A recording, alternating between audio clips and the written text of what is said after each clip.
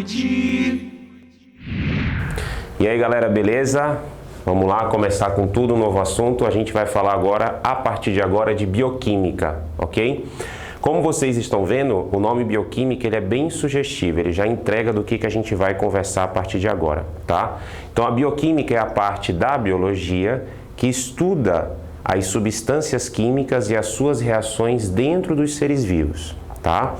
Se a gente lembrar um pouquinho, quando eu falo em seres vivos, a gente está falando em seres que são dotados de uma estrutura básica que é a célula. Então, do que a gente vai conversar aqui? Das reações químicas que acontecem dentro da célula, tá? Então, trazendo uma visão geral da nossa bioquímica, o que eu posso conversar com vocês para começar? Primeiro, dentro da tabela periódica que vocês já estão conhecendo bastante, conhecem bastante com os professores de química, nós temos diversos elementos químicos. Ótimo. Agora, fazendo parte dos seres vivos, estando dentro das células, quais são os principais? A gente vai ter o famoso grupo Chomps, né? Chomps deles. É legal eu aprender assim, dessa maneira que você falou? Perfeito. Chomps porque eu tenho carbono, tá? Eu tenho hidrogênio, oxigênio, nitrogênio, eu tenho fósforo e eu tenho enxofre. Aí você diz assim, mas Davis, quando você fala principais, são principais por quê? Porque eles são principais em termos de quantidade. Para vocês terem uma ideia, esses 6 elementos juntos, eles perfazem mais ou menos uns 98% da quantidade de elementos do nosso corpo, ou das nossas células, ou das células dos seres vivos em geral, como também eles são importantes porque praticamente todas as substâncias que estão dentro do nosso corpo, fazendo parte do nosso metabolismo, elas têm esses 6 elementos químicos ou parte deles na sua composição. Tranquilo? Muito bem.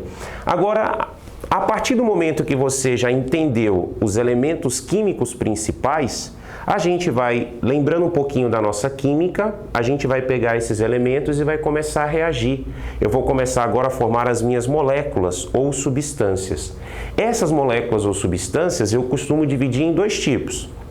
Nós temos as moléculas ou substâncias inorgânicas, cujos principais representantes são água e sais minerais, e você vai pensar assim, mas como é que eu faço, como é que eu sei, como é que eu denomino uma substância inorgânica? Você vai lembrar que as substâncias inorgânicas são aquelas encontradas naturalmente no ambiente. Então a água, né, que é um bem divino para todos nós seres vivos, e os sais minerais, que normalmente ou são encontrados diluídos nessa água, ou eles estão na forma de pequenos cristais. Tranquilo? Agora, além das substâncias inorgânicas, eu tenho as substâncias orgânicas. As substâncias orgânicas, elas são caracterizadas por apresentar obrigatoriamente o elemento químico carbono. Aí, cuidado, vocês vão inclusive aprender muito isso em química. Toda substância orgânica tem carbono na sua estrutura? Sim, mas nem toda substância que tem carbono pode ser classificada como orgânica. Eu costumo também dizer que as substâncias orgânicas são aquelas que normalmente são processadas nos seres vivos, tá? Então, a partir de reações químicas nos seres vivos, normalmente a gente tem a presença de substâncias orgânicas. E quem são elas? Os carboidratos, que normalmente são chamados de açúcares, os lipídios, que são aquelas famosas substâncias que nós gostamos de ver nos outros, né, que são as gordurinhas, as bainhas, né? Temos aqui as proteínas, as vitaminas e os ácidos nucleicos. Tudo isso a gente vai conhecer aos poucos ao longo da nossa bioquímica, tá? E um outro detalhe que é importante a gente aprender é ter uma noção desse cara que eu já comentei agora há pouco, que é o metabolismo. Muito comum a gente escutar falar no cotidiano as pessoas, porque fulano tem um metabolismo alto, fulano tem um metabolismo baixo, né? Mas o que é o metabolismo? O metabolismo nada mais é do que o conjunto de reações químicas que ocorrem dentro da célula. Aqui, gente, tem um detalhe que é importante, que, na verdade, quando eu coloco o metabolismo celular, é mais ou menos uma coisa redundante, porque o metabolismo acontece dentro da célula, mas a gente destaca o metabolismo celular só para fixar na sua cabeça, tranquilo? O metabolismo celular ele é dividido em 2 tipos de reações. Eu tenho reações que unem substâncias. Vou dar um exemplo simples para vocês, tá? Lá nas plantas eu tenho a glicose, que é um tipo de carboidrato simples, mais a frutose, que é outro carboidrato simples, e eu formo a sacarose, que é um carboidrato feito da união das duas. Como eu uni, como eu sintetizei, como eu juntei a minha reação é chamada de reação de anabolismo.